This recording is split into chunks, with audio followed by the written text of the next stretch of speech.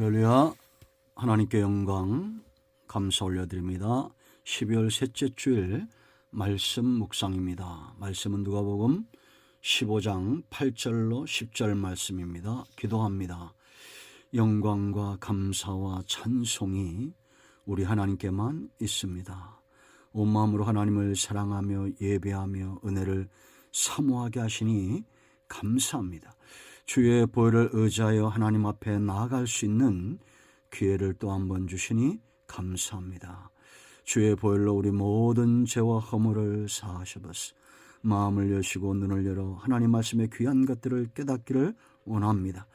거룩하고 복된 날 하나님께 영광이 되는 예배, 사모하는 모든 영혼들이 영적으로 만족함을 얻으며 기도하는 모든 소원들이 하나님의 선하신 뜻 가운데 응답을 받는 귀한 시간 되게 하옵소서.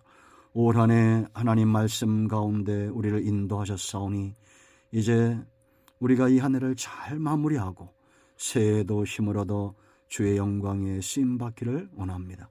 종을 낮추시고 겸손하게 하시고 오직 말씀의 도구만 되게 하옵소서. 오늘도 우리와 함께 하실 하나님을 찬송합니다. 예수님의 이름으로 사모하며 기도합니다. 아멘. 자, 8절 봅니다. 어떤 여자가 10드라크마가 있는데 하나를 잃으면 등불을 켜고 집을 쓸며 찾아내기까지 부지런히 찾지 아니하겠느냐. 또 찾아낸즉 벗과 이웃을 불러 모으고 말하되 나와 함께 즐기자. 이런 드라크마를 찾아내었노라 하리라. 내가 너에게 이르노니 이와 같이 죄인 한 사람이 회개하면 하나님의 사자들 앞에 기쁨이 되느니라.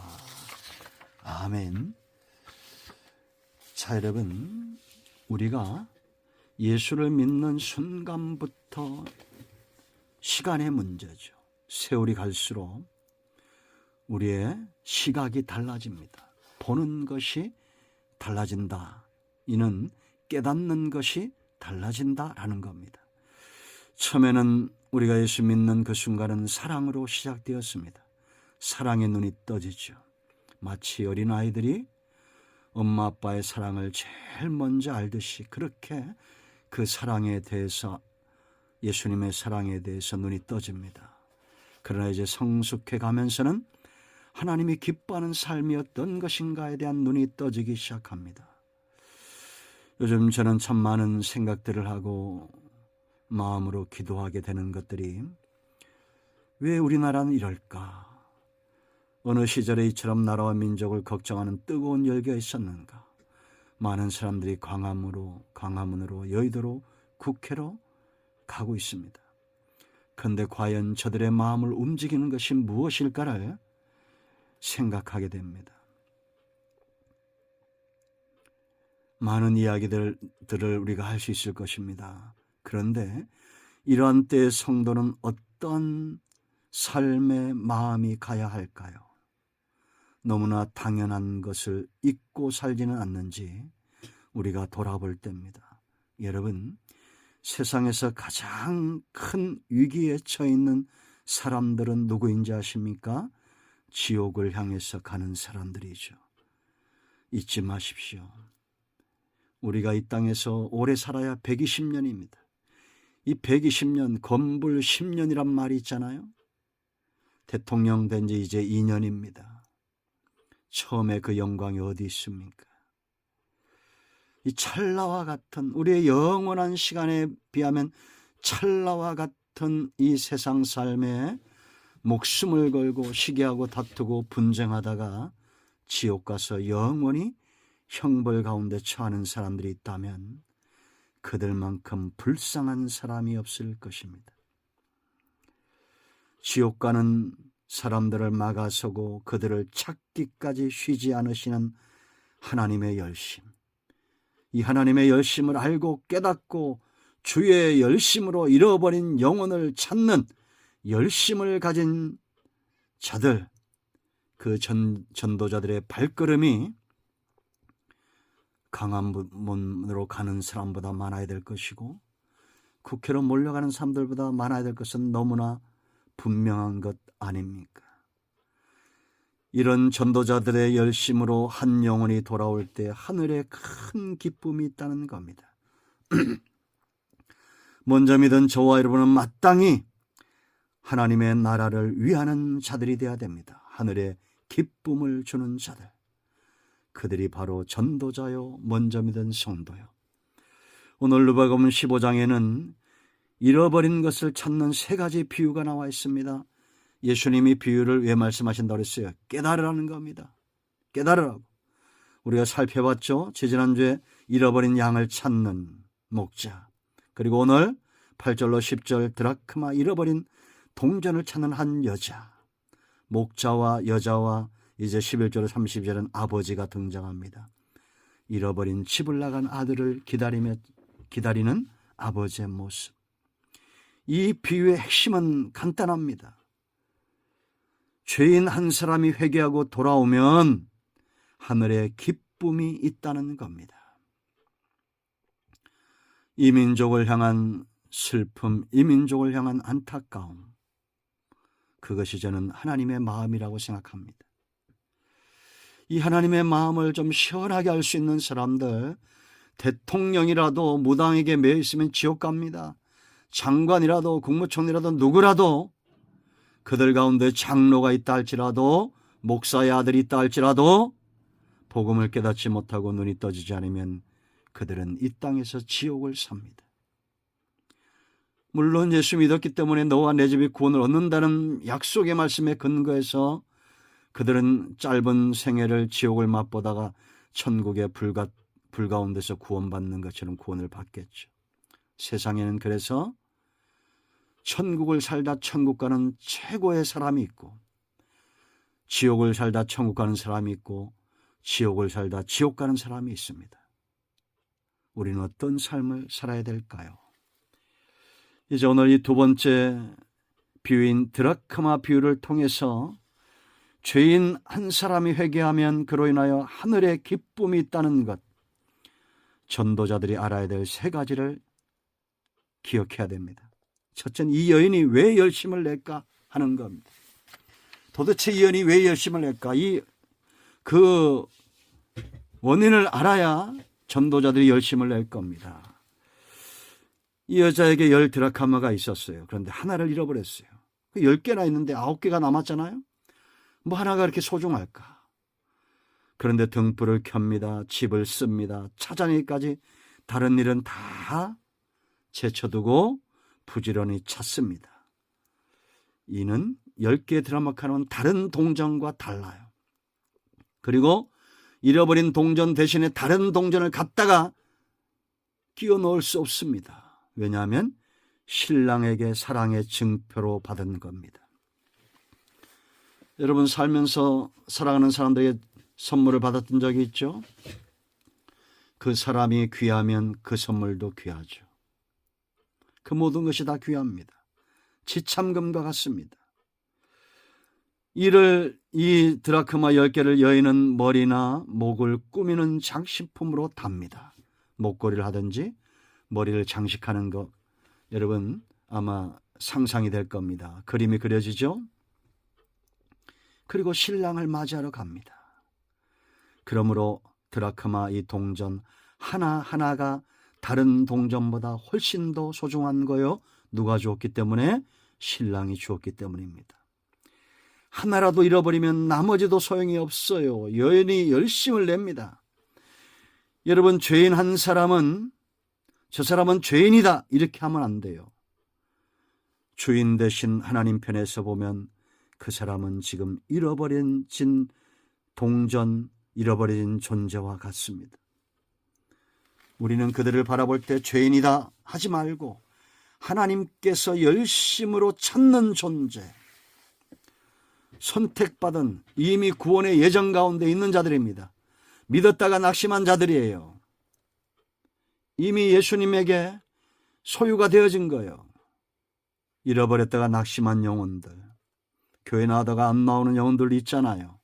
믿다가 낙심한 영혼들 있잖아요. 혹시 이 설교를 듣는 여러분 중에 그런 분이 있다면 여러분의 가치를 아십시오. 하나님은 바로 당신을 찾고 있습니다. 세상 사람들이 비난하고 죄인이고 너는 왜 그러냐라고 말할 때 하나님은 다른 모든 일을 제쳐두고 여러분을 찾습니다. 교회를 통해서. 여인은 교회를 상징한다고 말하죠. 교회를 통해서, 먼저 믿은 성도들을 통해서 여러분들을 찾고 있어요. 그리고 교회는 출입하지만 여전히 세상에 때가 묻어있는 사람들을 비난하지 마십시오. 그들도 지금 잃어버려졌습니다. 이제 하나님은 반드시 그들을 찾아낼 것이고 신부의 목에 목걸이처럼 머리에 관의 보석처럼 그렇게 존귀하게 변화될 것입니다. 우리는 보석 같은 존재입니다. 하나님을 떠나서 멀리 갈 수 없는 존재예요. 다윗이 이걸 깨달았어요. 그 다윗의 시 시편 139편 7절 말씀 보면 이렇게 말합니다. 내가 주의 영을 떠나 어디로 가며 주의 앞에서 어디로 피하리까. 다윗도 여러분 잃어버려졌던 적이 있어요, 없어요? 있습니다. 그가 살인죄를 저지릅니다. 간음죄를 저지릅니다. 하나님 앞에 잃어버렸어요. 여호와의 신이 떠나간 것 같습니다. 그러나 하나님은 그를 떠나지 않습니다. 8절에 어떤 고백이 나옵니까? 내가 하늘에 올라갈지라도 거기 계시며 수월에 내 자리를 펼지라도 거기 계시나이다. 내가 새벽 날개를 치며 바다 끝에 가서 거주할지라도 거기서도 주의 손이 나를 인도하시며 주의 오른손이 나를 붙드시리이다. 놀라운 고백입니다. 이 고백이 나의 고백이 되며 여러분의 고백이 되길 바랍니다. 우리는 하나님의 영, 하나님의 강한 손을 벗어나 어디도 갈 수 없는 존재가 되었어요. 열 드라크마 이미 선택되고 예정된 구원받기로 예비된 그런 보석 같은 신부 같은 존재들입니다. 마지막 구원의 날에 새하늘과 새 땅에 우리는 찬란하게 빛날 것입니다. 보석처럼 빛날 거예요. 분명한 것은 그때 그 자리에 단 한 사람도 잃어버려진 존재가 없을 것이라는 겁니다. 할렐루야! 하나님께 영광 올려드립니다. 자, 두 번째, 전도자들이 알아야 될 것이 있어요. 그래야 열심을 냅니다. 이들은 잃어버려졌지만 잊혀지지 않았다라는 겁니다. 양이나 보세요. 양은 생명이 있죠. 아들도 생명이 있습니다. 이들은 자기 의지가 있어요. 그래서 양이 목자를 의지를 갖고 떠날 수 있습니다. 이제 우리가 다음 시간에 보겠지만 아버지를 떠난 이 아들, 생명이 있고 의지가 있어요. 그런데 동전은 생명이 없습니다. 의지가 없어요. 스스로 지 발로 걸어나가지 않습니다. 자기가 잃어버려진 존재인지도 모릅니다. 세상에는 이런 사람들이 있어요. 뭐 예수를 믿어야 돼? 천국이 어디 있어? 지옥이 어디 있어? 모르고 살아갑니다. 심판이 어디 있냐? 모르고 살아가요. 자신이 하나님으로부터 버려진 존재라는 사실을 모르는 자들이 있습니다. 여러분, 사람으로 태어났으면 반드시 누가 있습니까? 부모가 있습니다. 어려버렸을 때 잃어버렸다 할지라도 그 부모는 그를 찾고 있어요. 부모 없이 태어난 완전한 구원 없어요. 먼저 돌아가셨을 뿐이지 부모는 다 있습니다. 사람이면 창조주가 있다는 걸 알아야 돼요. 하나님이 저와 여러분을 창조하셨습니다. 그런데 하나님이 없다고요? 천국이 없다고요? 지옥이 없다고요? 아직 여러분들이 모를 뿐입니다.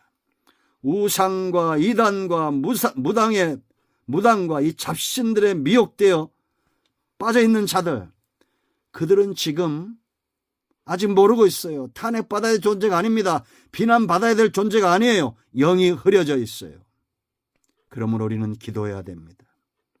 저들의 영이 맑아지도록 우상과 이단과 이 사탄의 역사가 묶임을 놓고 떠나가도록 우리에게 다가오는 모든 사망의 역사와 모든 혼돈과 혼란은 사탄으로부터 옵니다. 그러므로 모르는 자들을 비난하지 마십시오. 그런 자들도 찾으시는 분이 하나님이라는 것을 알아야 됩니다. 잃어버려졌지만 잊혀지지 않은 존재입니다. 전도자는 바로 이런 하나님의 가슴과 시각으로 거역하는 불신자들을 보아야 합니다. 우상숭배에 빠진 사람들, 천국 있고 하나님이 있다면 우상숭배에 빠지겠어요? 이단에 빠진 사람들, 하나님의 무서움과 진리의 말씀을 옳게 분별하고 하나님의 심판을 믿는다면 그렇게 빠지겠습니까? 아닙니다. 그러므로 여러분, 그들은 단지 잃어버려졌을 뿐이에요. 그러나 잊혀지지 않았습니다. 살아있으나 죽은 자와 마찬가지예요. 동전처럼 생명이 없어요. 그렇기 때문에 생명도 없고 의지도 없기 때문에 사탄이 이끄는 대로 우상과 이단과 무당과 잡신들에 빠지는 겁니다. 이제 그들을 찾아내야 됩니다. 어떻게 해야 될까요? 세 번째, 찾기 위해서 이 여자가 제일 먼저 하는 것이 뭡니까? 등불을 켜는 겁니다. 그래서 세 번째, 등불을 밝혀야 돼요. 당시의 서민들의 가정은 창문조차 없어서 깜깜했답니다. 깜깜하면 밝히는 길은 하나밖에 없어요. 등불을 켜야 돼요. 우리 여러분 성막론 때 배웠죠? 성소와는 창문이 없습니다. 등대 성령의 역사, 등대 성령의 역사를 의지할 때 떡상과 금촛대에서 그 불을 의지할 때 등대 분향단과 떡상이 사역에 감당되어지는 겁니다. 말씀과 기도와 찬송이죠. 성령의 조명하심. 그래서 교회는 먼저 믿은 성도들은 먼저 불을 밝히는 일을 해야 됩니다. 이 땅의 모든 죄인들은 진리 앞에 나올 때, 등불 대신 예수님 앞에 그 진리를 맛볼 때 자신이 얼마나 죄인인가를 깨닫게 되어 있어요. 그래서 교회는 날마다 성령 충만, 진리 충만, 예수 그리스도 외에는 복음이 없다고, 구원의 주가 없다고 그렇게 불을 밝히듯이 제사장이 날마다 금촛대를 소재하고 청소하듯이 그렇게 불 밝히는 일을 게을리해서는 안 됩니다. 요한복음 8장 12절 보세요. 나는 세상의 빛이니 나를 따른 자는 어둠에 다니지 않고 생명의 빛을 얻을 것이다. 유일한 빛이에요. 어둠을 이기는 유일한 빛입니다. 생명을 공급하는 유일한 빛이에요. 여러분, 누가복음 5장에서 베드로가 주님을 만납니다. 그 전까지는 자기가 얼마나 큰 죄인인지 몰랐습니다. 대부분 다 그래요. 내가 살인죄를 저질렀나, 내가 도둑질을 했느냐, 그러죠. 그런데 주님 앞에 서면 내가 얼마나 죄인인 걸 알아요. 주님을 만나기 위해서 하나님은 베드로에게 작업을 들어가십니다. 누가복음 5장 읽어보세요. 밤새도록 이 성질 급한 베드로가 고기를 한 마리도 잡지 못합니다. 그 다음날 그 형제들과 그물을 깃고 있는데 저쪽에서 한 무리가 자기에게로 다가옵니다. 여러분, 놀랍지 않습니까? 수많은 무리를 이끌고 예수님이 지금 베드로가 있는 곳으로 주목하여 걸어오십니다. 그리고 베드로를 향해서 말합니다. 깊은 곳에 가서 그물을 던져라. 그때 베드로의 마음이 움직여요. 선생이여, 우리가 밤이 맞도록 수고하였으나 얻은 것이 없지만은 말씀에 의지하여 그물을 던지겠습니다. 이때까지는 아직도 선생이요, 자기 앞에 있는 사람이 선생으로 여겨집니다. 그런데 베드로는 알 수 없는 힘에 끌려서 그물을 던집니다. 그물이 찢어질 만큼 고기가 잡힙니다. 보통 사람 같으면 이게 웬 땡이냐, 장땡이다 하고 그렇게 갔을 거예요. 그런데 베드로의 눈이 열립니다. 그 순간 이분은 선생이 아니다. 그리고 고백합니다. 주여, 나를 떠나소서, 나는 죄인입니다. 이때부터 사람을 살리는 사람이 됩니다. 가슴이 달라졌어요. 긍휼이 달라졌어요. 여러분 주변에 아직도 자기가 죄인인지 모르고 큰 소리치고 주먹질하고 돌을 던지고 저놈 끌어내려라, 그런 분들이 있다면 주님 만나게 해야 됩니다. 자기가 죄인인 걸 아직 모르는 겁니다. 하나님이 매로 이 정권을 사용하시면 회개하고 돌이켜야지요. 이것이 저의 마음입니다. 여러분, 여러분 주변에 있는 사람들을 주님 만나게 하는 것이 여러분의 삶의 축복입니다. 믿지 않는 아내, 믿지 않는 남편, 아직 하나님 만나지 못한 사람들 만나게 해야 됩니다. 그러면 자기가 죄인이기 때문에 긍휼의 가슴이 커지고 사람을 낚는 사람이 됩니다. 우리 모두가 등불 켜는 일을 먼저 하십시오. 나를 통해서 예수 그리스도가 나타나게 하시고 진리의 말씀이 나타나게 하고 성령의 나타남과 그 능력이 나를 통해서 발산될 수 있도록 하늘의 기쁨이 저로 말미암아 있기를, 이루어지기를, 천국의 잔치가 열리기를 무엇보다도 사모합니다. 기도합니다. 예수님의 이름을 의지하기도 합니다. 하나님, 하나님께서 허락하신 내 조국, 내 민족, 이 나라, 이 백성, 이 정권 불쌍히 여기시옵소서. 저들 가운데 지옥의 형벌을 두려워하지 않고 지옥으로 폭주기관차처럼 달려가는 모든 인생들을 불쌍히 여기시고 이제 전도자들의 마음에 불을 당기시고 이 나라의 민족의 복음의 통로가 될 수 있도록 은혜를 더하셔서 국회에 먼저 믿은 성도들, 모든 공무원들 가운데 있는 하나님의 백성들, 이 나라의 민족 군부에, 검찰에, 경찰에, 학교에, 학원에 있는 수많은 먼저 믿은 성도들이 등불을 밝히기를 원합니다. 이 나라를 환히 비춰주시고 하나님의 영광 위에 쓰임받게 하옵소서. 예수님의 이름으로 사모하며 축복하며 치유하며 기도합니다. 아멘. 이제는 우리 주 예수 그리스도의 크신 은혜와 하나님 아버지의 큰 사랑과 성령의 위로통 충만 치유 회복하심의 역사가 영상을 통해서 온 땅에 생명을 공급하고 등불을 켜며 잃어버려진 영혼을 찾아 하늘의 기쁨이 넘치도록 사역하고 삶을 감당하기 원하는 모든 주의 백성들 가운데 이제부터 영원토록 함께 있을지어다. 아멘. 할렐루야. 응답이 오늘도 우리 가운데 임하였습니다. 아멘.